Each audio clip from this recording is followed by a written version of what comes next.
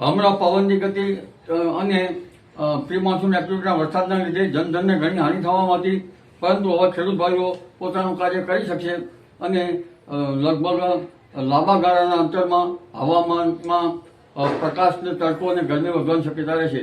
આગામી 7 દિવસ હવામાન સૂકું રહેવાની શક્યતા રહેશે અને લગભગ હમણાં ગરમી વધશે અને તારીખ 15મી સુધીમાં ગરમીનો આંક મહત્તમ ન્યૂનતમ તાપમાનથી 2 થી 3 ડિગ્રી સેલ્સિયસ કે તેથી 14 ભાગમાં વધુ વધવાની શક્યતા રહેશે.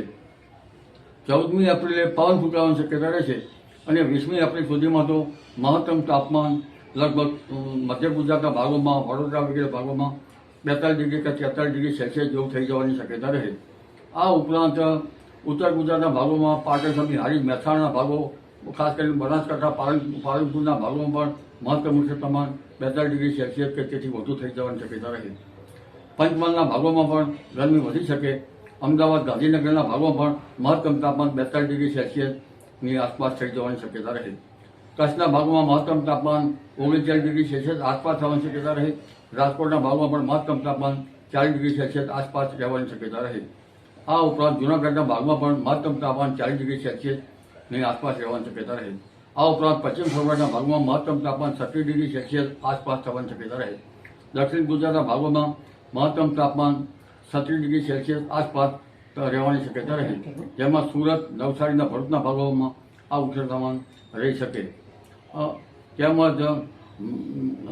લઘુત્તમ તાપમાન અંગે જોવા જઈએ તો રાજ્યના ભાગોમાં લઘુત્તમ તાપમાન 24 ડિગ્રીથી 26 ડિગ્રી સેલ્સિયસ આસપાસ થઈ જવાની શક્યતા રહે.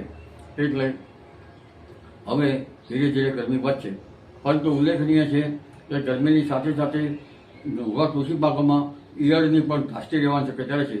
જે બાગાયતી પાકો એક વર્ષથી મોટી ઉંમરના એક વર્ષથી થઈ ગયેલ છે તેવા બાગાયતી પાકોમાં આંતરખેડ કરી શકાશે, નિંદામણ કરી શકવાની શક્યતા રહેશે અને લગભગ કઠોળ જેવા પાકોમાં પણ પ્રથમ ફૂલ આવ્યા હોય તો હવે ધીરે ધીરે ઈયળનો ઉપદ્રવ થવાની શક્યતા રહેશે. આથી ખેડૂત ભાઈઓએ પાક સંરક્ષણના પગલાં લેવા સારા રહે. તેમજ હવે કલમો પણ થવાની શક્યતા છે. બોરડી વગેરે પાકોમાં કલમો રહેવાની શક્યતા રહેશે. એટલે હવે ધીરે ધીરે આંતરખેડ કરવાની શક્યતા છે, પરંતુ કેટલાક પાકમાં ઈયળ પડવાની ધાસ્તી રહેતા પાક સંરક્ષણના પગલાં લેવા સારા રહે. જી.